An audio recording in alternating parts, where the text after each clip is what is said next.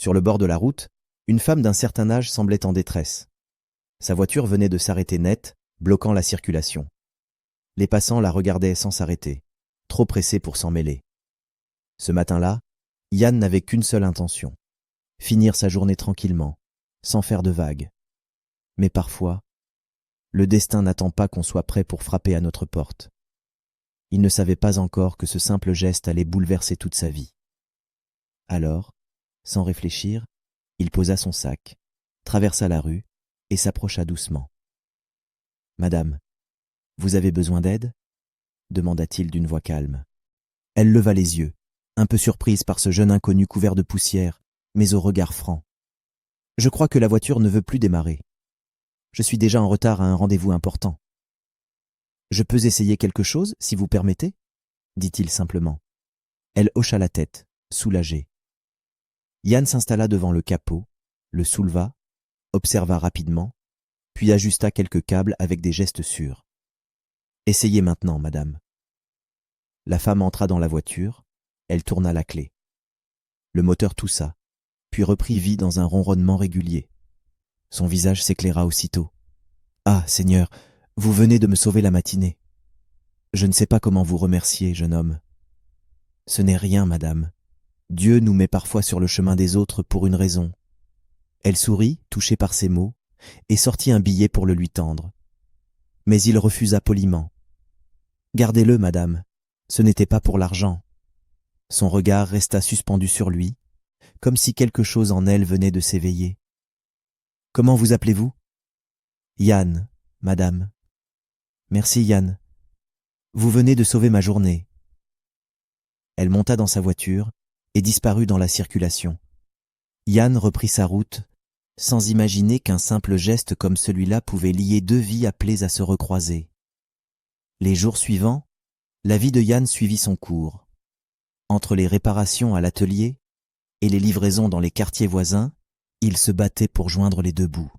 Chaque soir, il rentrait tard, les mains fatiguées, mais le cœur tranquille. Il repensait parfois à cette femme qui l'avait aidé, son visage calme, son sourire reconnaissant. Il se demandait si elle avait atteint son fameux rendez-vous important. Puis il haussait les épaules et reprenait sa vie, sans se douter que ce souvenir allait bientôt prendre un tout autre sens. Pour lui, la vie se résumait à travailler, rentrer à la maison et prier pour un lendemain meilleur. Mais ce vendredi-là, son existence prit une tournure qu'il n'aurait jamais imaginée. Il venait à peine de terminer la réparation d'une moto lorsqu'une voiture de police s'arrêta devant l'atelier. Deux agents en descendirent, l'air sérieux. « C'est toi, Yann Talla ?» demanda l'un d'eux. « Oui, monsieur l'agent. Pourquoi ?»« Tu es en état d'arrestation pour complicité de vol qualifié. » Le choc le traversa de plein fouet. « Comment ça? Quel vol ?» Les policiers ne répondirent pas. « Tu t'expliqueras au commissariat. » Ils le menottèrent sous les regards stupéfaits de ses collègues. Personne ne comprenait ce qui se passait. Au commissariat, on lui expliqua que la veille, une boutique d'électroménager avait été cambriolée. Un témoin avait aperçu un homme en combinaison bleue, fuyant sur une moto. Et comme Yann portait souvent cette tenue, le soupçon s'était vite transformé en accusation. « Mais ce n'est pas moi !» cria-t-il. « Demandez à mon patron, j'étais ici toute la journée. » Personne n'écoutait. Les formulaires s'enchaînaient, les stylos griffonnèrent son nom, et bientôt, son sort fut scellé. Détention provisoire. Ces paroles semblèrent se perdre dans le vide. Les policiers, déjà convaincus, prirent sa déclaration à la hâte. Un d'eux murmura « Vous les jeunes, toujours les mêmes histoires. Dès qu'il y a un vol, on retrouve un de vous derrière. » Ces mots piquèrent Yann au cœur. Il sentit une colère muette l'envahir, mêlée à un profond désespoir. Il passa la nuit en cellule. La cellule était humide et froide. Yann s'assit dans un coin, la tête entre les mains. Tout ce qu'il possédait, c'était son innocence et la peur de ne jamais pouvoir la prouver. Il ne pleurait pas. Il ne comprenait simplement pas. Pourquoi lui? Pourquoi maintenant? Le lendemain, on le fit asseoir dans un bureau sombre. Un procureur relut rapidement le dossier, hocha la tête et déclara d'une voix sèche « On transmettra l'affaire au tribunal dès lundi. Détention provisoire maintenue. » Ces mots résonnèrent dans sa tête comme un coup de marteau. Lundi. Tribunal. Détention. Il sentit le poids du monde tomber sur ses épaules. Quand il fut ramené dans la cellule, il murmura pour lui-même « Seigneur, tu sais que je suis innocent. Fais quelque chose, s'il te plaît. » Quelques jours plus tard, il fut convoqué dans une petite salle du commissariat, un avocat d'une 50aine d'années, à l'allure fatiguée mais bienveillante, entra avec un dossier sous le bras. « Monsieur Talla ? Je suis maître Djouma. On m'a confié votre dossier. Je vais vous défendre. » Yann leva les yeux, plein d'espoir. « Merci, maître. Je suis innocent, je vous le jure. »« Je vous crois, Yann, mais il faudra être fort. Les preuves sont minces, et le témoin est convaincu de vous avoir vu. On devra se battre avec les mots, pas avec les émotions. » L'avocat le rassura, lui parla calmement, et promit de plaider sa cause avec fermeté. « Faites-moi confiance. Le procès aura lieu la semaine prochaine. Tout peut encore s'arranger. » Yann hocha la tête, le regard vide, mais une étincelle d'espoir brillait dans ses yeux. Peut-être que la vérité finirait par triompher. Pendant ce temps, dans un autre bureau du tribunal, la juge Mireille Chamba terminait une longue audience. Elle referma un dossier, épuisée. C'était une femme respectée, connue pour sa rigueur et son impartialité. Ce jour-là, elle avait condamné un homme reconnu coupable de fraude, et elle songeait déjà à la montagne de dossiers en attente sur son bureau. Le travail ne manquait pas. Fatiguée, elle rangea ses dossiers et s'appuya un instant contre le dossier de sa chaise. Les jours s'écoulaient lentement dans la cellule, et pour Yann, le temps n'avait plus la même valeur. Chaque matin, il guettait le bruit des pas dans le couloir, espérant entendre son nom. Mais ce n'est qu'après une semaine qu'on vint enfin le chercher.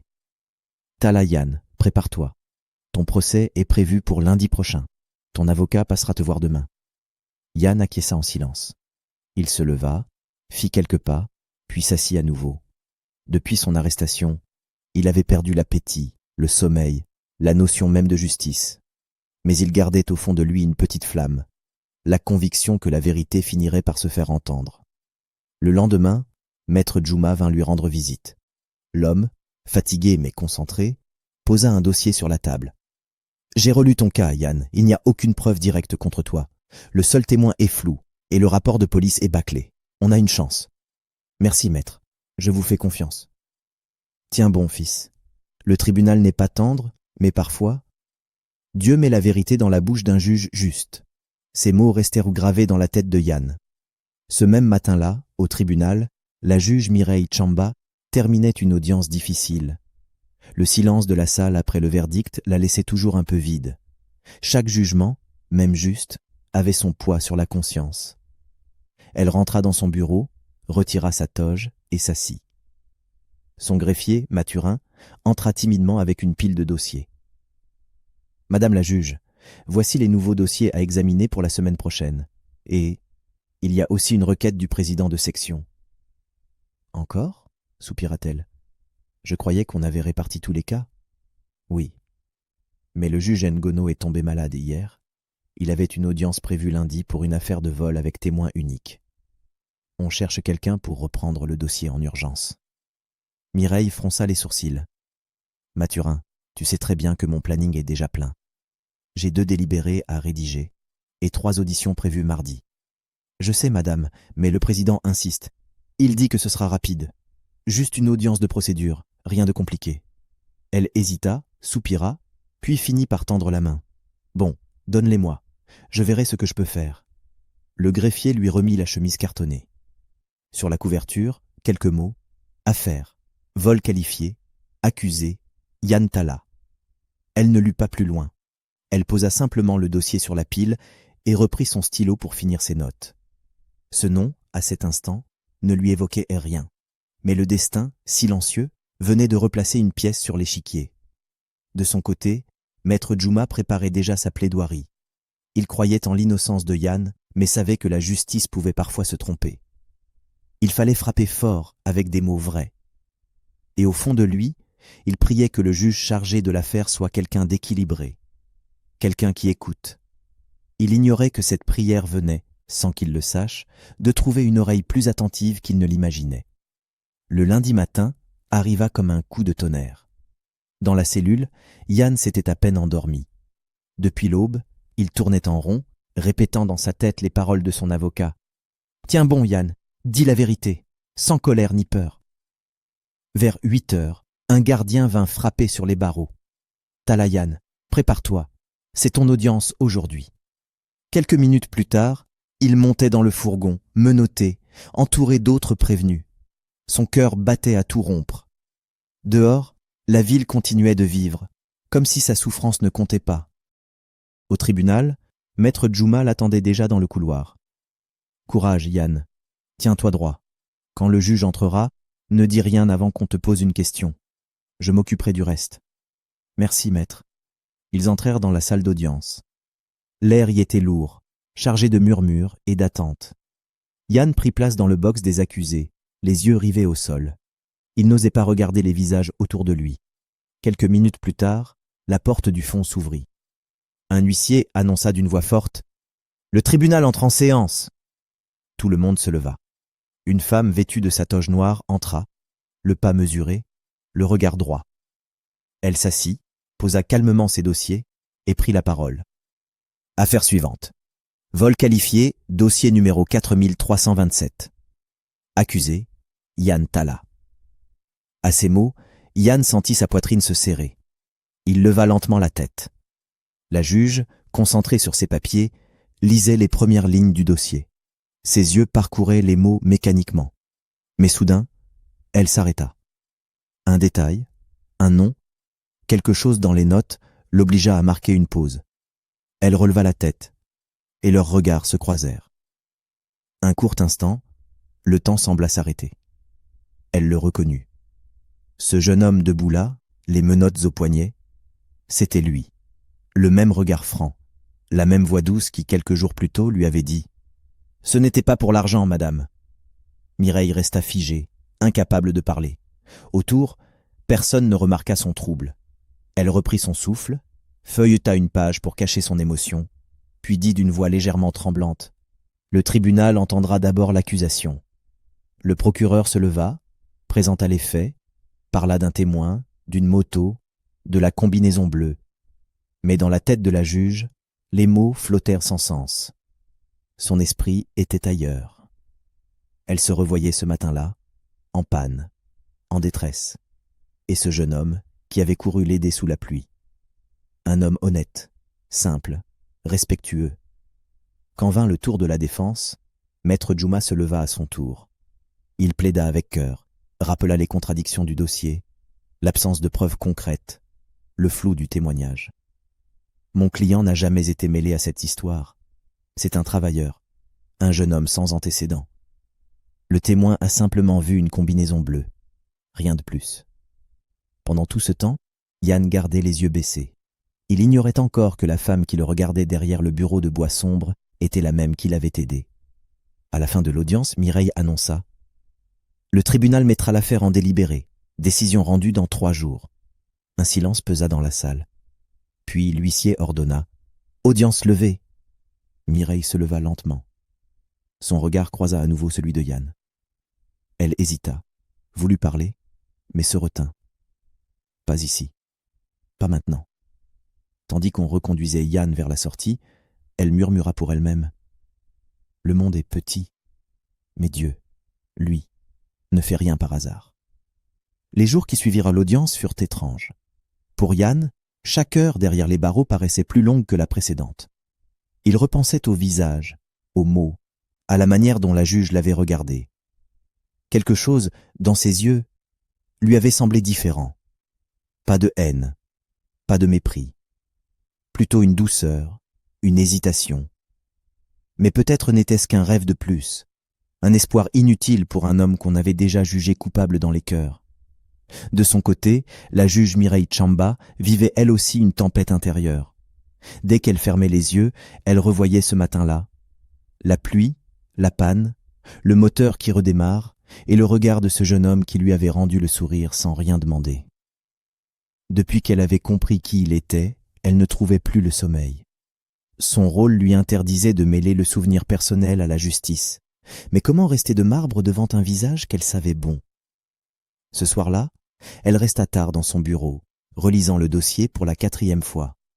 Les lignes se répétaient, mais rien n'y faisait sens. Le témoignage était flou, le rapport de police plein de zones d'ombre. Et surtout, aucune preuve concrète. Elle appela discrètement son greffier. « Mathurin, je veux revoir le témoin de l'affaire Talayan. Dis-lui de venir demain matin à 8 heures, seul. »« Demain, madame ?»« Oui. Je veux éclaircir certains points. » Le lendemain, le témoin arriva, nerveux. C'était un vendeur de rue, la cinquantaine passée, qui disait avoir vu un jeune mécanicien sur une moto le soir du vol. Mireille l'écouta attentivement. « Vous avez vu son visage ?»« Pas vraiment, madame. Il faisait sombre, mais sa tenue ressemblait à celle des mécaniciens d'en face. »« Donc, vous n'êtes pas sûr que c'était lui ?» L'homme hésita, joua avec ses doigts. « Non, pas sûr à 100%, madame la juge. J'ai dit ce que j'ai cru voir. » Cette phrase tomba dans la salle comme un souffle de vérité. Mireille referma lentement son stylo. Son cœur battait fort. Elle venait d'obtenir la confirmation de ce qu'elle pressentait. Yann était innocent. Mais prouver une innocence, c'est plus difficile que de prouver une faute. Et chaque décision devait être motivée, rédigée, assumée. Elle savait qu'en relaxant un accusé sur un dossier fragile, certains collègues la critiqueraient, l'accuseraient de faiblesse. Pourtant, au fond d'elle, elle savait déjà ce qu'elle allait faire. Le lendemain matin, elle entra dans la salle d'audience avec un calme étrange. Le public se leva, les murmures se turent. Yann, menotté, se tenait droit, les yeux pleins d'attente. Mireille prit la parole, sa voix claire, posée. Après examen du dossier, et au vu des déclarations du témoin, le tribunal estime que la culpabilité de l'accusé n'est pas établie. En conséquence, le tribunal prononce la relaxe de M. Yann Talla pour insuffisance de preuves. Un murmure parcourut la salle. Yann resta immobile quelques secondes, incapable de comprendre. Quand la juge annonça la décision, les mots résonnèrent encore dans sa tête. Le tribunal prononce la relaxe de M. Yann Talla. Il sentit une chaleur monter dans sa poitrine. Des larmes lui brûlèrent les yeux. Il leva lentement la tête vers la juge. Et cette fois, il la vit vraiment. Son regard croisa le sien. Une seconde d'éternité. Sous la lumière de la salle, il reconnut ce visage, ce sourire discret, cette voix. C'était elle, la femme qui l'avait aidé. Il resta figé, incapable de parler. Tout devenait clair dans son esprit. Le matin de la panne, la gentillesse, le hasard. Ce n'était donc pas un hasard. Quand la séance fut levée, Yann resta sur place, le cœur encore secoué. Maître Djouma lui posa la main sur l'épaule. « Tu es libre, Yann. Va retrouver ta vie. »« Merci, maître. Merci pour tout. » Mais Yann n'avait pas envie de partir tout de suite. Quelque chose en lui le poussait à aller la voir. Quelques minutes plus tard, alors qu'elle sortait de la salle d'audience, il s'avança timidement. « Madame la juge ?» Mireille se retourna. Elle eut un petit sourire. « Je me doutais que tu viendrais. Je ne sais même pas comment vous remercier. Vous m'avez sauvé la vie. » Elle secoua doucement la tête. « Non, Yann, c'est la vérité qui t'a sauvé. Moi, je n'ai fait que mon travail. » Il hocha la tête, ému. « Je ne vous avais pas reconnu, madame. Le jour où votre voiture est tombée en panne, je ne savais pas que vous étiez juge. » Mireille sourit, un peu gênée. « Et moi, je ne savais pas que je vous reverrais un jour. Encore moins ici, dans une salle d'audience. Dieu fait bien les choses, parfois d'une manière qu'on ne comprend qu'après coup. » Ils restèrent silencieux un moment. Puis, Yann reprit, la voix plus hésitante. « Vous savez, madame, depuis cette histoire, mon patron m'a renvoyé. Il dit qu'il ne veut pas de gens à problème dans son atelier. Je n'ai plus de travail. » Mireille le regarda avec compassion. « Et tu faisais quoi exactement dans cet atelier ?»« J'étais mécanicien, madame. Depuis 5 ans. C'était tout ce que j'avais. » Elle réfléchit un instant, le regard un peu lointain. « Et à part la mécanique, tu sais faire autre chose ?»« Oui. J'ai aussi travaillé un temps comme chauffeur avant d'entrer à l'atelier. »« Tu sais bien conduire ?»« Oui, madame. J'ai un permis depuis presque 7 ans. » Mireille hocha lentement la tête, un léger sourire se dessinant sur ses lèvres. Tu sais, le hasard est étrange. Je suis justement à la recherche d'un chauffeur, depuis que le mien est parti à la retraite. Yann la fixa, surpris. Ah bon? Oui, mais je ne veux pas prendre de décision à la légère. Dis-moi la vérité, Yann. Tu es sûr de toi? Tu n'as rien à te reprocher? Il soutint son regard, droit, sincère. Rien, madame. J'ai été accusé à tort, et vous le savez mieux que quiconque. Je ne trahirai jamais la confiance de quelqu'un qui m'en donne une. Mireille resta silencieuse un instant, puis hocha doucement la tête. Très bien. Si tu es vraiment prêt à travailler sérieusement, le poste est à toi. Yann resta figé, ému. Madame, vous êtes sérieuse? Oui, Yann. Tu m'as aidé sans rien attendre. À mon tour maintenant de t'aider à repartir. Il baissa les yeux, la voix chargée d'émotion. Merci, madame. Merci du fond du cœur. Elle lui adressa un sourire apaisé. Sois ponctuel, respectueux et honnête. Le reste viendra tout seul. Ce jour-là, en quittant le tribunal, Yann n'avait plus le même regard sur la vie. Le hasard l'avait mené dans les griffes de l'injustice. Mais ce même hasard venait de lui offrir une seconde chance. Et c'est ainsi que Yann devint, quelques jours plus tard, le chauffeur personnel de la juge Mireille Chamba. Chaque matin, il venait la chercher avant même l'aube, vêtu de sa chemise bien repassée, le véhicule déjà prêt. Il ouvrait toujours la portière avec respect et conduisait avec calme, sans jamais se plaindre des longues journées ni des embouteillages. Peu à peu, sa ponctualité, sa politesse et sa discrétion gagnèrent l'estime de Mireille. Elle lui faisait confiance pour ses trajets officiels, mais aussi pour ses affaires personnelles. Il s'occupait de tout avec soin. Entretien du véhicule, organisation des déplacements, gestion du temps. Jamais un mot de trop, jamais un retard. Avec le temps, Mireille cessa de le voir comme un simple employé. Il était devenu bien plus qu'un chauffeur, un allié silencieux, un symbole vivant de la rédemption et du mérite. Son parcours rappelait à tous qu'on peut tomber, être jugé à tort, mais se relever avec dignité, et que parfois, la plus belle victoire, ce n'est pas de prouver qu'on avait raison, mais de continuer à faire le bien, malgré tout. Et vous, chers abonnés, chers spectateurs de HD Story, pensez-vous vous aussi que les bonnes actions finissent toujours par revenir vers celui qui les fait? Et si cette histoire vous a touché, laissez un pouce bleu, abonnez-vous à HD Story et surtout, partagez cette vidéo avec quelqu'un qui a besoin de se rappeler que la bonté finit toujours par ouvrir les portes que l'injustice avait fermées. Merci d'avoir regardé cette vidéo jusqu'au bout. Prenez soin de vous et à très bientôt pour une nouvelle histoire.